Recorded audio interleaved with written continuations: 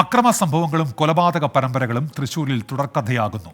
Thrissur city rural police പരിധികളിലായി 20-നടുത്ത് കൊലപാതകങ്ങളാണ് കഴിഞ്ഞ 5 മാസത്തിനിടെ ഉണ്ടായത്. ഏറ്റവും ഒടുവിലത്തെ സംഭവം കോടന്നൂർ വെങ്ങിണിശ്ശേരിയിലാണ്. ഹോക്കി സ്റ്റിക്ക് കൊണ്ടാണ് യുവാവിനെ 3-അംഗ സംഘം തലക്കടിച്ച് കൊലപ്പെടുത്തിയത്. തുടരെ ഉണ്ടാകുന്ന കൊലപാതകങ്ങൾ ഒരു നാടിന്റെ ഉറക്കം കെടുത്തുകയാണ് ഇപ്പോൾ. ഇന്നലെ ഉച്ച മുതൽ തുടങ്ങിയ തർക്കവും സംഘർഷവും. പരിക്കേറ്റ മനു ആശുപത്രിയിൽ ചികിത്സ തേടി ഇക്കാണുന്ന സുഹൃത്തിന്റെ വീട്ടിലേക്ക് മടങ്ങി വരുന്നതിനിടയിലായിരുന്നു അതിദാരുണമായ കൊലപാതകം. ഇന്നു പുലർച്ചെ 1 മണിയോടെ കോടന്നൂർ പെട്രോൾ പമ്പിന് സമീപം നടുറോഡിലാണ് സംഭവം. ചേർപ്പ് പോലീസ് സ്റ്റേഷനിലെ റൌഡി ലിസ്റ്റിലുള്ള ആളുൾപ്പെടെ 3 പേർ ചേർന്ന് മനുവിനെ ഹോക്കി സ്റ്റിക്ക് കൊണ്ട് തലക്കടിച്ച് കൊലപ്പെടുത്തുകയായിരുന്നു. കൊലപാതകം ഉൾപ്പെടെ 9 കേസുകളിൽ പ്രതിയായതിനെ തുടർന്ന് കാപ്പ ചുമത്തി നാടുകടത്തിയ കോടന്നൂർ സ്വദേശി കൊടപ്പുള്ളി വീട്ടിൽ മണികണ്ഠനാണ് തലക്കടിച്ചത്. മനു തൽക്ഷണം മരിച്ചു.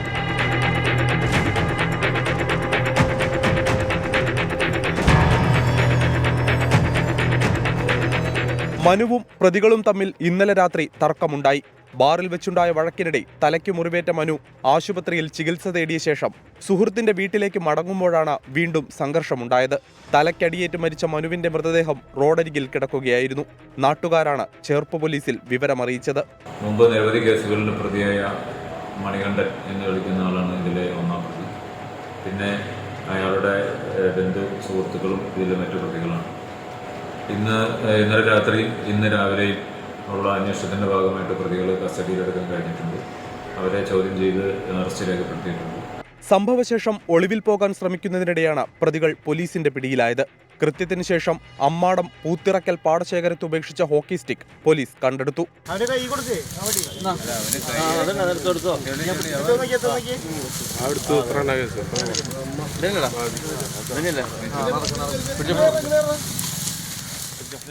CCTV ദൃശ്യങ്ങൾ ഉൾപ്പെടെ ശേഖരിച്ച് ശാസ്ത്രീയമായ തെളിവുകൾ കണ്ടെത്താനാണ് പോലീസ് നീക്കം.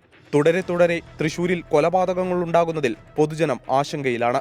തൃശൂർ സിറ്റി റൂറൽ പരിധികളിലായി 20ഓളം കൊലപാതകങ്ങളാണ് കഴിഞ്ഞ 5 മാസത്തിനിടെ നടന്നത്. അതിൽ സിറ്റി പരിധിയിൽ മാത്രം 10-ലേറെ കൊലപാതകങ്ങൾ നടന്നു. കാപ്പ പ്രതികളടക്കം വീണ്ടും കുറ്റകൃത്യങ്ങളിൽ സജീവമാകുന്നത് പോലീസിനും തലവേദനയാകുന്നുണ്ട്. തുടരെ തൃശൂരിൽ റിപ്പോർട്ട് ചെയ്യപ്പെടുന്ന കൊലപാതകങ്ങൾ ജില്ലയിലെ ക്രമസമാധാനത്തെ തന്നെയാണ് ഇത് ചോദ്യം ചെയ്യുന്നത്. തൃശൂരിൽ നിന്നും സൂരജ് സജി, 24.